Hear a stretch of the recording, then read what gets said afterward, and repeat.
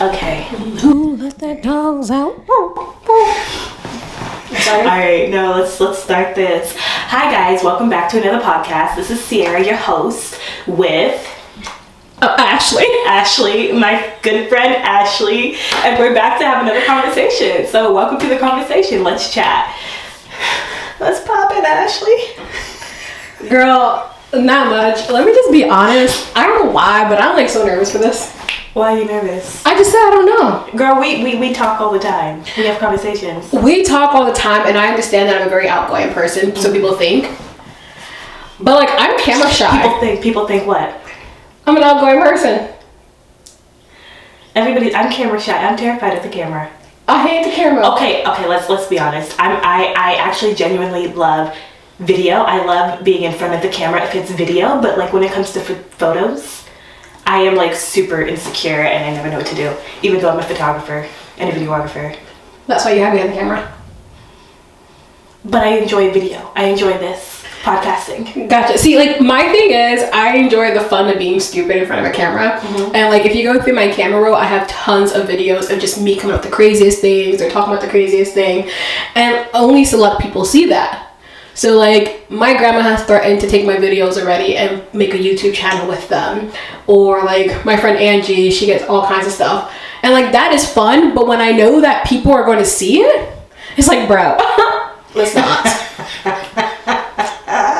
But see, it's entertainment for the people. Yeah, but like, dude, totally start a YouTube channel. I don't have a filter. Have a YouTube channel. Well, people, you don't know. No, you don't understand. I do not have a filter, so I don't control what comes out of my mouth. Things just come out, and sometimes I'm like, bro, girl, why? Same. Things just come out of my mouth sometimes. But see, that's what makes it entertainment, because it's reality. Oh, dude, it's embarrassing. No. Start your reality TV show. I've actually thought about that. So being a Latina around tons of Mennonites and Amish people and whatnot, girl, I got stories. And like I could have like, honestly, if a camera would have followed me around a couple years ago, mm-hmm. It would have seen some funny, crazy things. Like, but yeah, that's the past. What's one of the most stupid memories that you have that you've ever done? A memory that just like kills you when you think about it, or poor choice of words. People might be offended that I said that. A memory that just like you just like laugh hysterically. So I don't know who's gonna see this. But one thing that comes to mind.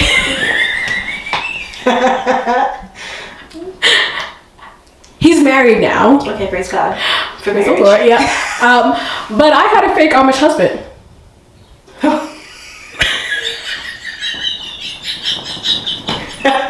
Okay, do talk about this. I need to know more.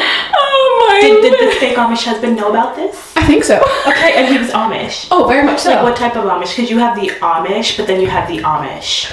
Horse and buggy, flip phone. But okay, but like you know, the younger generation of Amish, they're not really Amish. So let's say he's older than me, and like yeah. Was he like the strict Amish? That's a good question. So like. Honestly, he might be on Instagram. He might see this. That makes it so much better. I love it. Okay, now continue. So, like, I've been around strict Amish, and I've been around like liberal Amish, and he was kind of like in between. Okay, got you. But it was so much fun. Yeah. Like, how did you meet? Did you work together? Yeah, so we worked together when I started working at the place I was working at. For the first bit, I was the only female there. Okay. Then eventually we got more girls on board and so forth. But I was doing some kind of, data entry where I needed to get all the employees' information. Okay. Such as their name, their spouse's name, their address, and like anniversary and whatnot, just as a way of honoring them on birthdays and anniversaries. And so one day I'm sitting at my computer typing in all this data, and when I go type in his information, mm-hmm. I typed in his first and last name, which I would not mention, mm-hmm. and then I typed in his wife's first and last name, which so happened to be Ashley Columba, and I kept typing, and then it hit me, bro, I just wrote my own name. What? And And so like my initial thought was freak out, what? And so I went to the shop and I asked another Amish guy, bro, what is this? And he's like, yeah, so and so did this. And so like me being me, early 20s, just like whatever, let's have fun. Man, I sound so old, early 20s. I think I was like 19, 20, yeah. That was a lifetime ago, man. Let's not talk about that on here, girl. We make it sound like we're like these old boomers, man. Yeah, I feel it. Shit. I got my gray hairs. Oh, girl, I but, do too. but the thing is, I'm so blessed. Like my family, my dad's side, they're known for the gray hairs. And so for the fact that I don't have a whole head of gray, that's that right? Yeah, a whole head of gray. I think so. Yeah. I don't know how else you would say it. I'm so blessed because like I'm so blessed. I'm so blessed. I got Jesus. Let me stop. We're on sidetracked. Yeah. So back to this guy. So I decided to write him a letter. Yeah. Saying, hey, thank you for the offer, blah blah blah blah blah, and then I was gonna put it in his mailbox at work. But then I chickened out. I'm like, bro, you don't do that, girl. And so then I went to another Amish guy. She going to all the Amish men. I'm connected with them, like, but like I had a good relationship with my coworkers. Like it's actually a really good place, and like their wives too and whatnot. Like I got to know them, and like when I left that place, it was so hard and just like because I felt like I was leaving a sense of family. Aww. And so like even like the other Amish guy that I went to ended up becoming a bishop. But yeah, bishop. Yeah.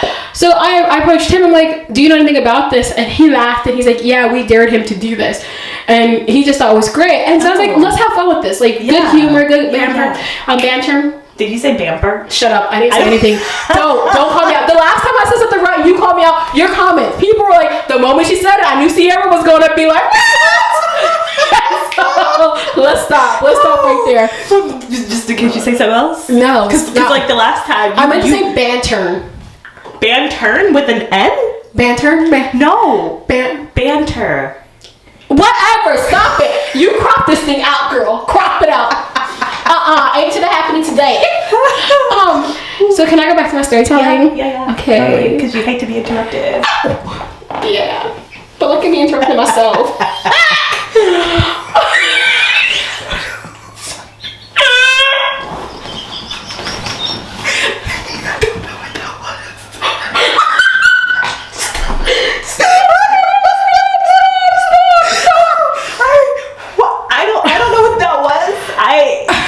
That was wow. Okay, let's go back. Change. Yeah. Maybe we should move forward. Yeah, let's move forward.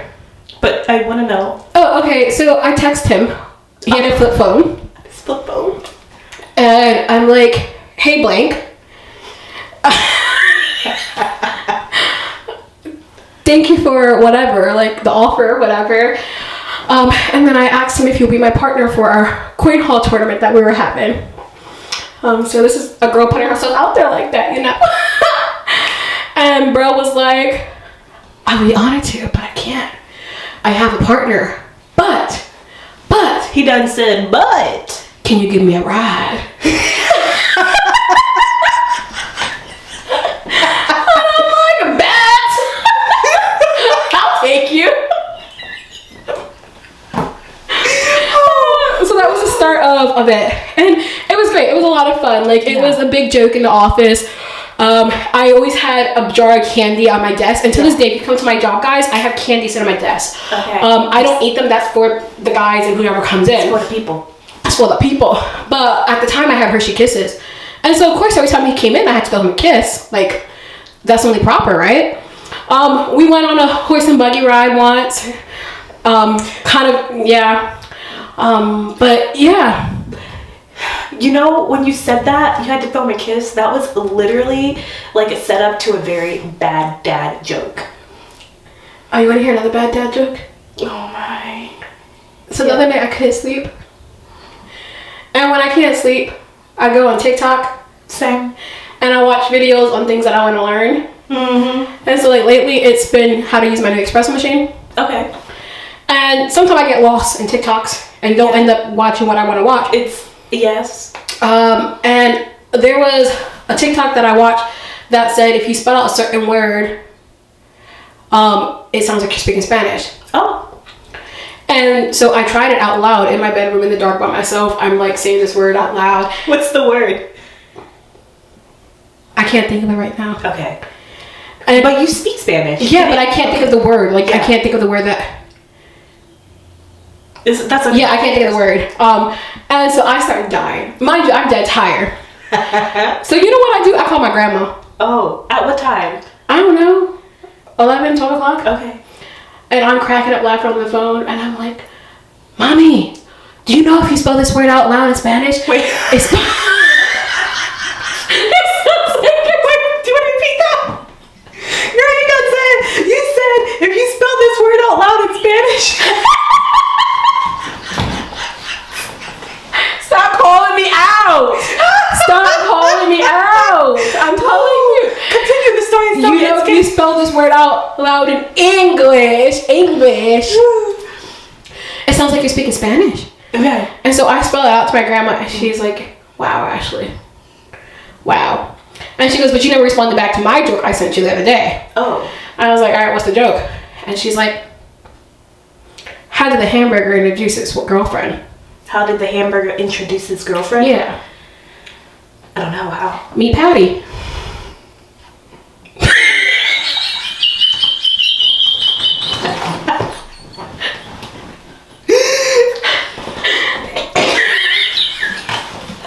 Okay. Girl, I was so tired. As I am now.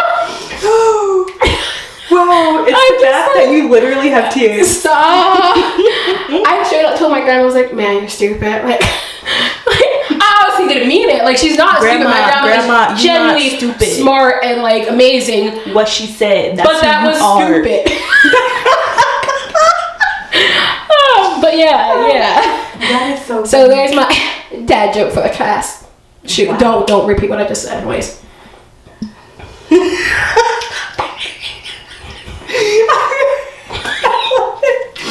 Oh. Girl, wait, you just got back from Thailand, right? Like a few weeks ago. Oh, like a month ago now. Oh. You were in Thailand. What were you doing in Thailand? Yeah. So I was there for 2 weeks, travel time and everything. That'd be like 16 days or so. And the main purpose of our trip was to go to Yala. Okay, yeah. Yala, which Yala is a Muslim province in Thailand. It's about 3 hours or so from the Malaysian border. Okay. I hope I said the right country. I wouldn't know. Okay, what I've read about Singapore, whatever. Okay. And so they're a Muslim province there. And in that area, there are 3 sisters who are Christians. One is married to a pastor, and they're well involved with the church, but they speak fairly fluent English. And so one thing that they did was they started a school in Yala with the ministry of giving back to the community, also teaching English. But then you have the opportunity of sharing the gospel. So every year what they do there is they have a camp that runs a week long, Monday through Friday. But the Friday, Saturday, and Sunday prior to then you have orientation. And so there's 2 camps in 1 day time. And you have your morning camp and you have like an 1.5 hour break, and then you have your afternoon camp, and it's different age group. And so the kids come out and you do some songs with them, and then you do lesson and some for craft, and then you end your time like after the I'm mixing up the schedule right now, but anyways, one of the amazing things about it is that you have the opportunity to share the gospel in skits. Wow. And so every evening we practice a skit for the next day, and it's just truly sharing the word of Christ, and it's an amazing time. I was there last year, I was there this year, and like not only are you sharing the gospel to these young kids that they may not fully comprehend what we're sharing, but it's doing something. You also have your teacher helpers that Planting a seed. we're planting seeds, and you also have your teacher helpers. So in each group there's 2 American English teachers per se, Okay. with a group of like 8 to 10 kids. and then you have 2 Thai helpers who are students that are also learning English, and some of them will be a little more fluent, some of them not necessarily the greatest, but a lot of them are either Muslim and Buddhist too. And so you have the opportunity to not only share the gospel and teach and form to these kids that are there, but then to also share the gospel in demonstration and love and just real life, just living out to your teacher helpers. And it's honestly such a beautiful thing. And just like, my highlight was just one of my teacher helper, the connection that we made from like the very first day. He was a Muslim guy, and I'm not sure how familiar you are with the Muslim culture, and I'm not going to go into all that, but girl-guy relationship and how that is and so forth. Familiar. And here I am, a Christian woman, and the way I connect and interact with people is definitely different than the way they would.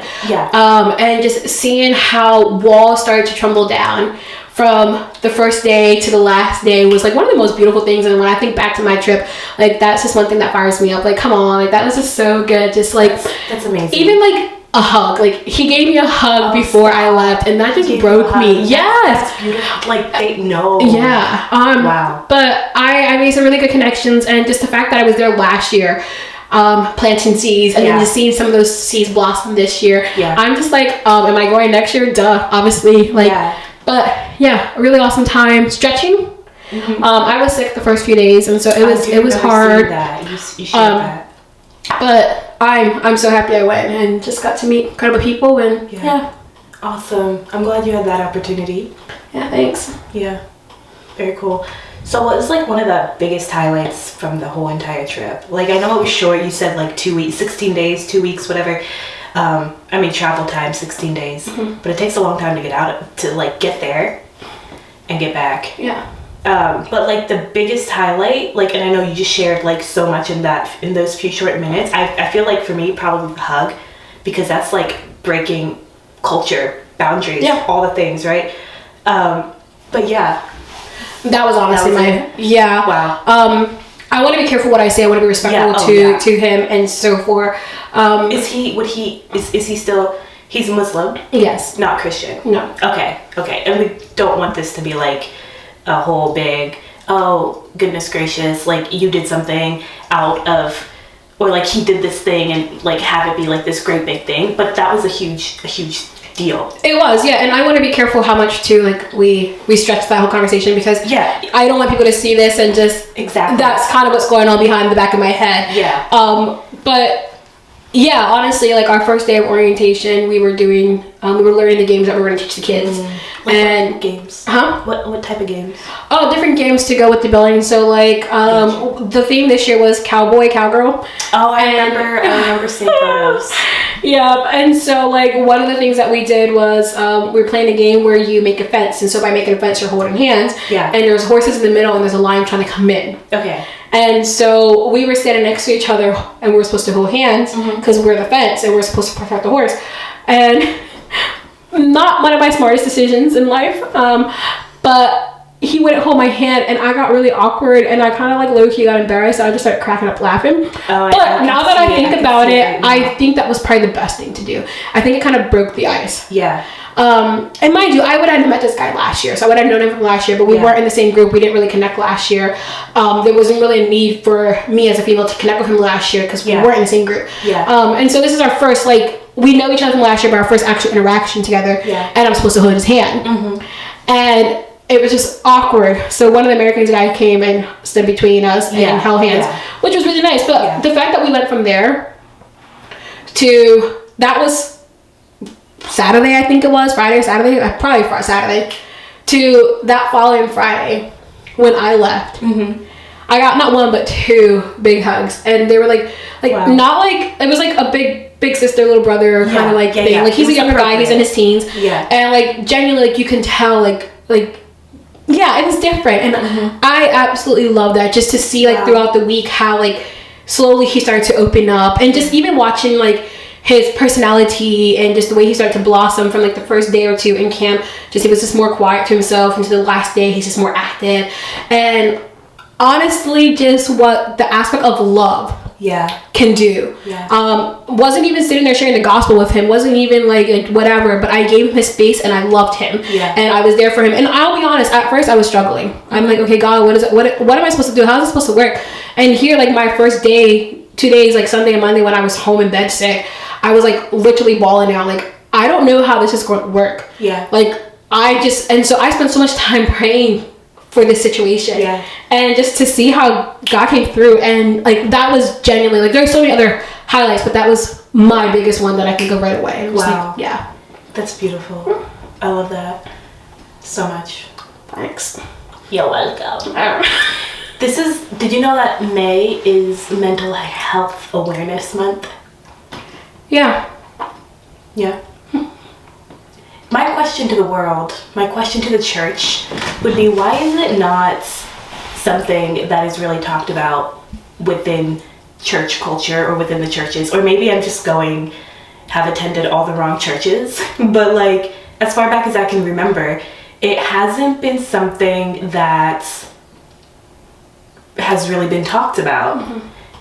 And if it was talked about, it was like, that you're living in sin because you're depressed.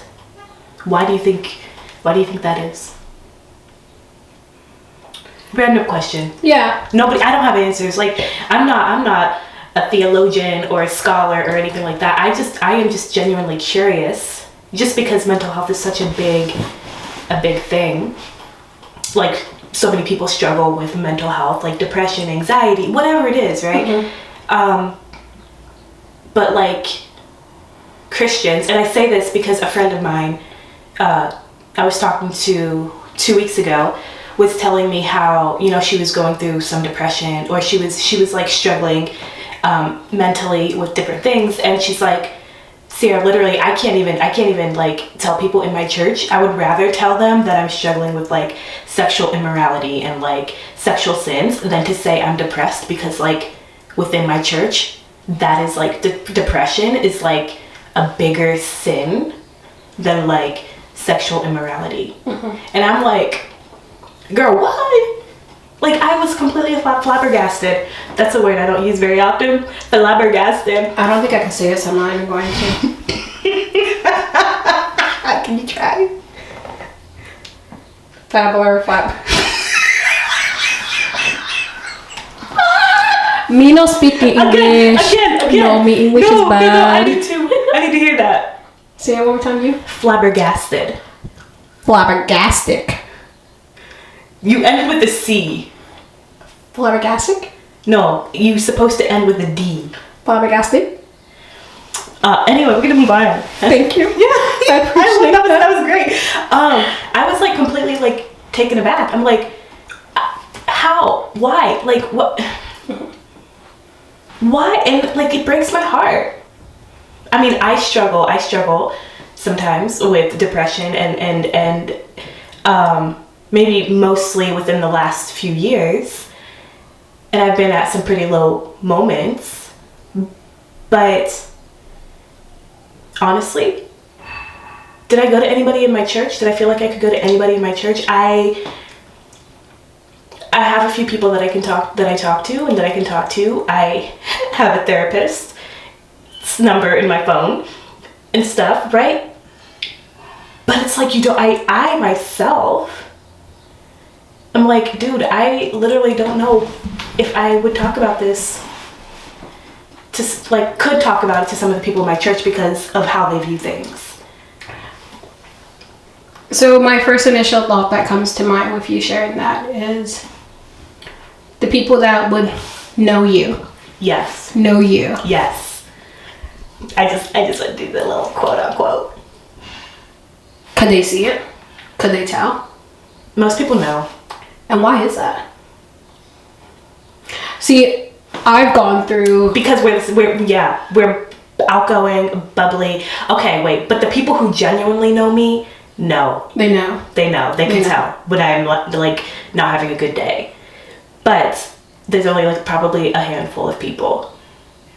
But then I would stay away from them, to be honest. And then, so the people that are going through, like, I don't know across the board how everyone else deals with mental health and so forth, but I've struggled with depression. Mm-hmm. I've struggled with times of just being down, and like, I sent you a voice message the other day just talking about like last year, this time last year. Yeah, I remember you were here. We were on the back porch, and you were like going through. Yeah. You were at a very dark moment and a low point in your life. It was. I'm gonna start watering up now. Watering up. But like, I went through a place in life where I would walk the streets in Lancaster City at 1, 2 o'clock in the morning, rain, no rain, and just cry. Yeah. I lived my life, I did my thing, but I went home and I was broken. And the thing is, at that time, I genuinely think I was so down in the dark that I feel like it should have had shown through me. I saw it. Like, when we were together, I saw it. But both of our, like, my schedule, your schedule, we both incredibly busy people, so it wasn't like we could, like, hang out together a lot. But when I did see you, I knew every single time when you were not doing okay. Well, it's funny that you say that because I was around people all the time. Work, my friends, like I hung out with people. And these are people that claims they know me. And like no disrespect to my friends or whatnot, but like I was around them. And me going through the thing that I was going through, I was so in my own head and my own darkness and my own, I don't want to say the wrong words because I don't want you to call me out, of things. No, you're good. That the last thing I wanted to do was to put my burden on someone else or to take it to someone else because that was the last thing that came to my mind. And so my friends or the people that saw me, why didn't they make the initiative to step out? Like, I feel like the people who saw you every single day, the people who saw you at church. And like, I understand my church was a new church. I just started going to that church. And so like, it's fine with the church. Yeah. But it's more the people that I was around, my friends, my family, the people that I spent time with.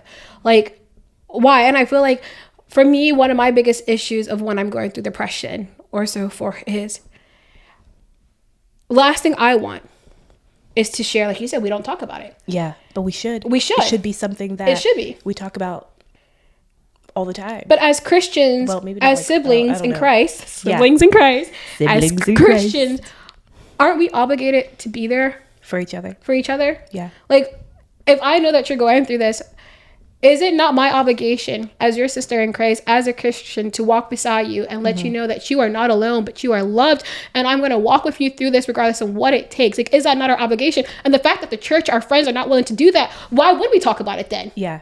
Like, why would I express that I'm going through this? If you can see it, but you're not willing to come to me and approach me about it. And sometimes it's like, well, I don't know if you want to be bothered. But still, I don't care. Like, you don't know. And like, that's where suicide comes. That's where like all these drugs and whatnot comes into place because we ignore what's right in front of us. Yeah. And like, so often you think, well, mental health or illness and so forth is just a thing of like, you're just living a life of sin. You're not devoting Do you know what someone said? What? If you just had more faith, then your mental struggles would fade away. I was just actually getting ready to say something along the line of that. I was just listening to a podcast and it's like, well, your thoughts are not just simply solidly on Christ, and that's the reason why you deal with mental illness and so forth. No. Can we just talk? Can I just like list off what mental health is? Mental health, it's complex. It has many factors that contribute to it, right? So we have the biological factors, right? And that's genes, physical illness, injury, or brain chemistry, whatever. We have life experiences, which include trauma, abuse, neglect, and social isolation. We have medical conditions, which include like cancer or a stroke or chronic pain or other chronic conditions. You know, we have chemical imbalances in the brain, right? There's also substance abuse, alcohol, drug abuse, whatever, you know, there's stress, you know, there's other factors that include like loneliness and poverty, debt, discrimination, different things, right? There are so many different things that is mental health issues, you know, that attributed, all of a sudden, every single word in my mind disappeared. There's so many things that attribute to mental health. You know which one triggered me? Which one? Loneliness. Oh. Like, no, not in a bad way, but like, I've been told already, well, you shouldn't feel lonely because you have Christ. Just take it to God. Oh, yeah, I've been told that too. Bro, Like, forgive me. I am not saying that my Lord, my Savior, my Heavenly Father, my Abba is not enough. Yeah. That's not what I'm saying. Yeah. But we live in Lancaster County, for crying out loud. Yeah. We live in a generation that it's just, loneliness is real. Yeah. I had a friend of mine last week, 3 weeks ago. He told me, he's like, you know what? I'm around the most people here in Lancaster, but I'm the loneliest when I'm here in Lancaster. Mm-hmm. And I said, bro, I feel you. Yeah. But like, that's not to say that like I have so many good friends. I have a group of like, I have so many different groups of people that I hang out with. And I'm, you know, there's no need to feel alone. So people would think, but we are, there's no need to feel alone.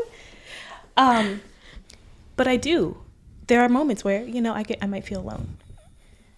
Okay. I'm not laughing at you feeling alone. Yeah. I really, I'm sorry. No, you're good.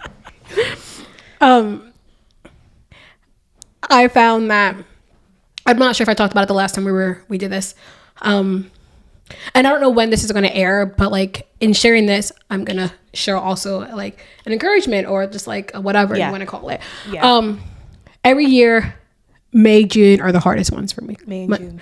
Mostly June are like the hardest month for me. Yeah. And so like last year I went through my time of depression and whatnot towards the end of May, beginning of June kind of ordeal. Yeah. And it's associated with a lot of different aspects into it. But this year, I'm like, not today, not this year. You got no hold on me. And so like one of the biggest things that I've been focusing on is worship. Yeah. And alone too. And like in that time of worship, I don't feel alone. Yeah. And so like I want to be around people and so forth. And loneliness has been something I struggle with a lot. And that's probably a big part of the aspect of where my depression comes in, the abandonment, the loneliness, and just living in the culture that you don't necessarily fit into or whatever, but worship. And so as we finish up this month of May and whatnot, like my encouragement, my challenge is to end this month in a time of just worship, and not just simply for ourselves, but for others that are experiencing mental health issues and so forth. And just the power of worship is just like, There's so much to be said about worship. And just like talking about mental health, this is not me putting down the church or anything, because like I said previously, I don't even know if it was on the podcast or whatever, I genuinely love the church, the aspects of what church has to offer. I don't think they always get it right, but then again, everyone's human and everybody makes mistakes, right? And again, that's a whole other topic, but I think we miss the mark so many times when it comes to mental health. And I just want to say something, going back to what we said before. I texted you. Did I like reach out to you at all when you were going through that time a year ago? I'll go back and my text messages and chat. We probably did. I do remember reaching out. Yeah, we've talked on the phone a few times. I was going through, making sure that you're doing okay. And you're See, the thing about you and I compared to other people was you and I didn't see each other at the time. Yeah, like we didn't see each other very often. Did like a year ago. And so it took the aspect of me coming here, you recognizing it, and then I think after that it was like, but you weren't in my life day to day. But you did a big part in my healing process last year, like for sure. But you weren't in my life day to day. And so like, how were you to know? How were you to see? Like, but like what I did once you knew, it was healing. It was good. It was what I needed. Yeah.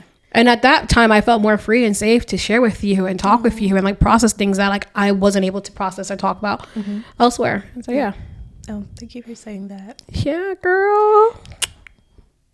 I'm not always good with like sharing my deep thoughts and stuff with people. There's this one lady that I every so often meet up with. She watches this, oh my god. Anyway, hey girl. I'm so bad though at like being completely vulnerable with her, because I really hope she doesn't see this. And I just said hi to her. No, the route I thought this was going. No. I feel like there was one other time in my life where I was completely vulnerable with someone, and then that person just like turned around and completely broke all levels of trust, right? And even though I know that this person would never do that, and like I genuinely like appreciate this person and respect this person to the same level of respect that I respect my parents with, which is the highest level of respect that anybody can have here on earth, not like a god or anything, but like for me, right? It just like low-key freaks me out, even though I know she's like one of the safest people in the world. And it frustrates me. Why does it frustrate you though? Because I'm not always 100% with her. And what walls do you have towards her per se that you feel like you need to trust her? Oh, are we having a therapy session right now? Oh no, man. Sorry, this is like my more in-depth side that most people don't see until we have one-on-one time. Dude, I don't know. I think honestly, I just don't want to be hurt. Gotcha. I just don't want to put myself in a place where someone might betray my trust, even though she would never, ever. Like, and I know that, like 100%. Yeah. But your trust has been broken, and so because of that, there's wounds towards that, and it's a freaking wound that it's so stupid because like, it's dumb. I'm sorry. I'm trying. That's what she. We're only human. I'm only human. That was off pitch.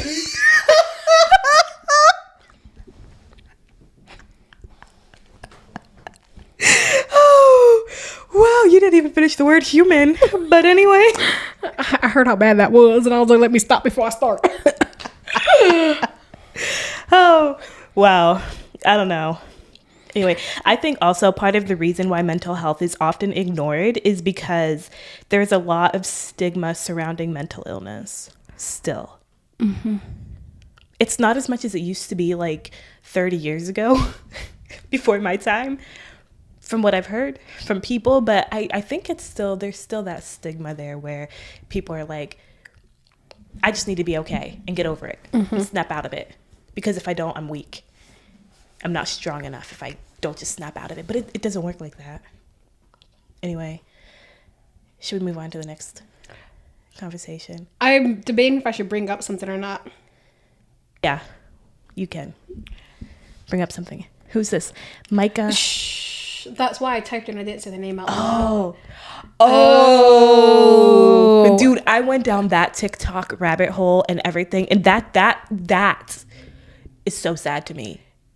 And the fact that her husband called. Are we going there? Yeah. We're going there. Yeah, it's all over social media. We can talk about that. I just didn't want to be one of those, but like we're gonna go there. So I just typed up the name Micah Miller. And for those of you who don't know, she was married to a pastor, and recently she committed suicide. I think the end of April, beginning of May. And her husband, a pastor in a church in South Carolina or North Carolina, and one of the Carolinas she committed suicide, and the other Carolina, he's the pastor. He went ahead and had a whole sermon and so forth. And after the sermon, he had everyone stand up.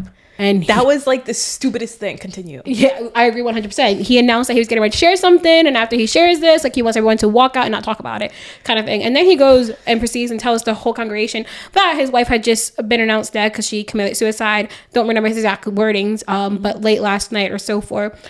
And like he blamed it on mental illness and so forth. But if you go into the root of things, like there's a lot of people that talks about the abuse that she went to, and the fact that he was a piece of crap. I really want to he say groomed her. Like this guy was already like interested in her when she was 14 or so, like a young age. He was married once before. Yeah, didn't he like?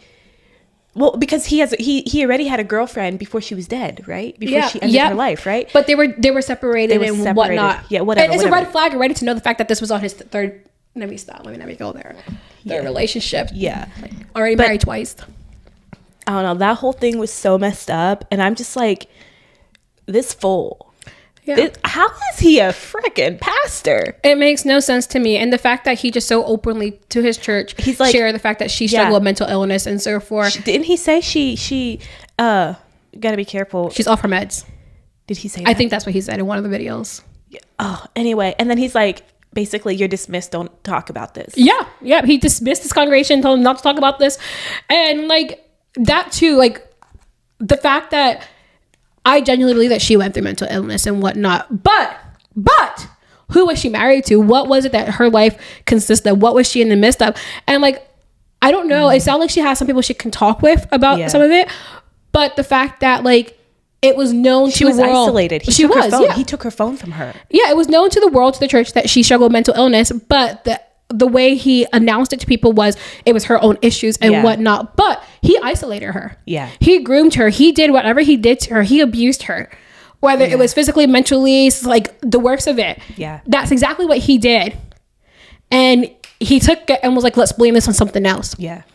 And so like that's just one thing too, the aspect of like just makes me so angry. Yeah. But yeah, I was like legit debating if I should like even bring that up. But like it's the month. Everybody knows about it. The entire world knows about it. If they don't, they live under a rock. But well, now you do. Now you do. And if you want to know more, you can like Google it yourself. Google it. TikTok is very informative. Ain't that the truth? Do you have people who tell you that they can call you anytime, day or night? Yeah, and then when you call them, you get a voicemail. Are you serious? Oh yeah, you never get a call back. You You can call me any day or any night. I'll be here for you. Even if I can't meet you, I will take your call. You call them at 8:30 in the morning or in the afternoon, and you get sent to voicemail. Not even a text message or a phone call back. Damn. Like, what kind of Bible stalkers is that? Okay. So I am one who has my phone on like all the time, and people do know that like I am the one. The family, like if the family, I'm the one that's gonna answer my phone at 2 a.m. in the morning. Except the one time Rochelle wanted me to come and help her get a bat out of her house at 2 a.m. This was like a couple years ago, and I was living in Denver and she was living here in Lancaster City, and I said no. Honey, and then I went back to sleep after 30 minutes of helping her escape her bedroom to get to the living room. But I will answer my phone. But so when people tell me that, I am always like too afraid, because one time, like when I was like 15, is that your phone or is that my phone? I tried to call one person and they didn't answer. And so I have like trauma from that. So people say, call me anytime, day or night. I say, thank you. And I think I only take up that offer legit when I'm in desperate need, and only to the people I know that would pick up the phone. Yeah. Because I've had same idea. Yeah. That's also is that a trigger for people? I don't know. I think what does it mean to have a trigger? I don't know. I mean, I do know. I want to talk about that. I heard we're not going to talk about triggers. Was that a trigger for you? No. No. I literally was just going to reply to that, but now my mind went blank. Hold on. Wait. What was I going to say? Because I was being half sarcastic when I said I don't want to talk about that. I don't want to talk about that. You know you're getting old when you legit forget what you're going to say 2 seconds later. I blame it. Or is it ADHD? Could be. I blame it on my brain issues. You know, when my skull collapsed on my brain, and then I had moments. So you have that to blame it on. I don't have that to blame it on. Oh. I blame it on the fact that the doctors thought I had a tumor in my brain. You know what? I still do. Did they really? Yeah, but we can't go into that. It's kind of personal, girl. Oh. Do you know what? So in 2021, I went to, what was that? What was it? Anyway, so because of the whole skull and brain issues that I had previously, and that's a whole story. I think you knew about that. Yeah. I was having some migraines and some other crazy things that were happening. So my mom's like, nope, you need to go get yourself checked out. So I went, and they did, what's it called? The MRI or the CAT scan? Which one? I don't know. They do? Well, MRI is when you sit in that big oval machine and they have like the boom boom bouncing and you can't move or anything. Yeah. And they take pictures of your brain and stuff. Yeah, I'm claustrophobic because of that. When they thought I had a tumor, they'll put me in that for like a long period of time at a time. Well, that's what I had done, right? Yeah. And then I had to wait. And this is still like COVID is like a big thing, right? And I waited for like 2 hours, you know, before they like came back to me. I mean, not in the thingy-majigger. I was like, they did what they had to do. I would die. And then I was, you know, sitting in a hallway on a bed waiting for them to get back to me, a nurse to get back to me. You were laying out on a bed in the hall. Yeah, it was really Girl, awkward. There were so many, well, it was so full. There was like the hallway was lined with like, anyway, it doesn't matter. So they My come insecurities a doctor a nurse comes to me and she's like, okay, the doctor will be with you in like 5 minutes. Just sorry for the long wait. Give us a few more minutes.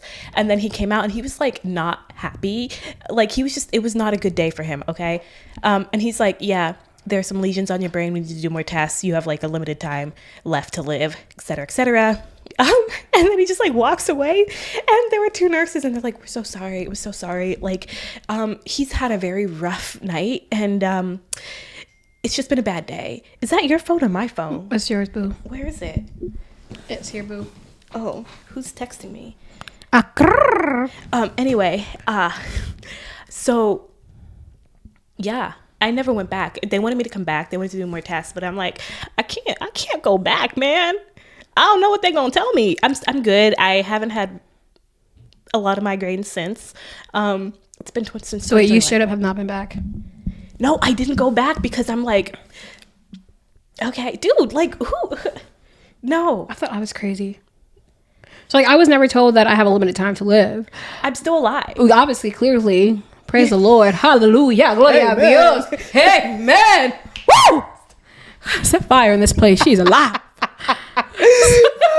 Anyway, yeah, no, I haven't gone back, but I haven't really had any migraine. Like, since 2021, I might have had like 3 migraines or 4. I don't know. So we're good. So like, I struggle in my early youth with massive migraines and so bad. And so because of that, we were going to the doctors, and the one thing they thought I'd had was a hormonal tumor. Okay. So it's not cancerous, from my understanding, but it was a thing. And we did 1 MRI, and I don't know what happened with that one, but we had to do another one, and then we did a few more, and we just stopped going.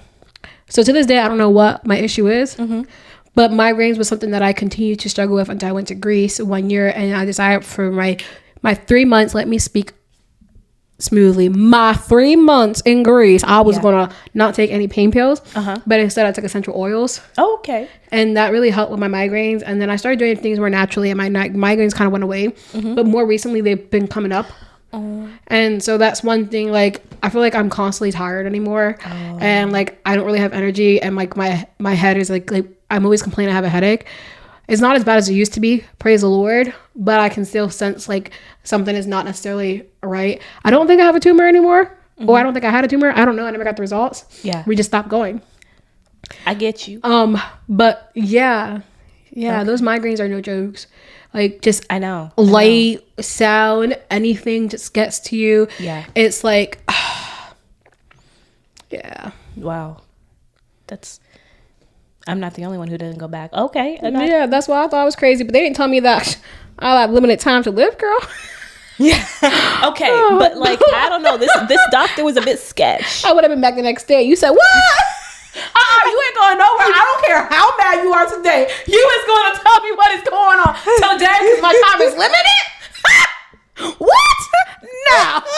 I texted my mom, or did I call her? I can't remember. She wasn't even with you? No, they were. My mom would have been right next to me, boo. Girl, wait, pause, changing topic. You know, I am so dramatic. I am the most dependent on my mother adult there is. I had like this nasty pain in my mouth, and I thought it was a cavity. It was so bad, I couldn't do anything. It hurt so flipping bad. I called my aunt bawling. Like, I'm in so much pain. I don't know what to do. She goes, well, go to urgent care. I was like, no. And she's like, I should go to urgent care. And so like, she had to encourage me to go to urgent care. I went, and they're closed. I went to another one, and they're closed. Who knew that urgent cares are closed on Sunday? Like, what kind of urgent care place is this? So I wouldn't know. Yeah, the next day I called my mom. I'm like, Mom, I'm going to go to the dental urgent care thing. Can you come with me? She's like, Ashley, really? I'm like, but Mommy, please. I don't want to go by myself. She goes, what am I supposed to do? I was like, I'll drive. I'll pick you up. But can you come with me, Mom? Like, I don't want to do this on my own. So sure enough, I went and picked up my mom, and I dragged her butt with me. I ended up being a wisdom tooth that had like a small cavity that was actually all the way to my nerve, and it was like really, really bad. And they told me right there in the spot that they couldn't take it out. They had to like cut it open and pull it out. Wow. So I had to go to oral surgeon, and I was like, bro, do you not see me? I brought my mom with me. Like, this is like hardcore. It's like, I'm in my mid-20s and my mom is sitting here. Like, you get this thing out now. So sure enough, like they took it out of my mouth right there and then. Wow. I heard it all. My head was shaking. I was wide awake, but I was numbed. But my mom came with me to the dentist. Okay. And so to hear that your mom was not with you, Yeah, no. I'm just so dependent on my mom, man. Shh, no one can know that. No, I just told everyone. Okay. You're speechless. No, that's... Some people are dependent on their mother. It's only for things like that. But I understand. Do you? You don't. You're judging me. You are hardcore judging me, girl. No, I'm not. At all. Can I just say that this lady makes me look white? Anyways. I love it. That's so funny. Oh my goodness. Well, hey, I think our podcast is running out of time. We should probably end the podcast here. But thank you so much for coming back on the podcast, having random conversations with me. Also, just to like throw out a thing about mental health and stuff. That's like no joke. It's real. I think the church maybe could do a better job. How? I don't know. I don't know these things. Okay. I just think more people need to talk about it, and there should be more of an awareness instead of just like once a month, oh, it's mental health awareness month type of thing. But how we go about all of that, I don't know. I'm just throwing out a conversation. And with that note, like, if you see your friends are not the same, if you see something's off, don't hesitate to reach out and be like, hey, what's going on? Like, Sierra, it's all good. And hopefully you know your friends well enough to know that like they're not being honest, or they are being honest, and just be there to show a little extra light into their season of brokenness, because that's what we're supposed to be there for, like as Christians, as friends, or even those of you that are not Christians listening to this. I'm sure you have people in your life that you love and you want the best for, and so just be that extra light of hope. And as we finish this month of May, I want to encourage you to just spend it in worship and prayer, and we just cut off. Amen. Okay. Yes, we did actually cut off. This just died right here. But you guys all have a beautiful day. Thank you for watching. Peace.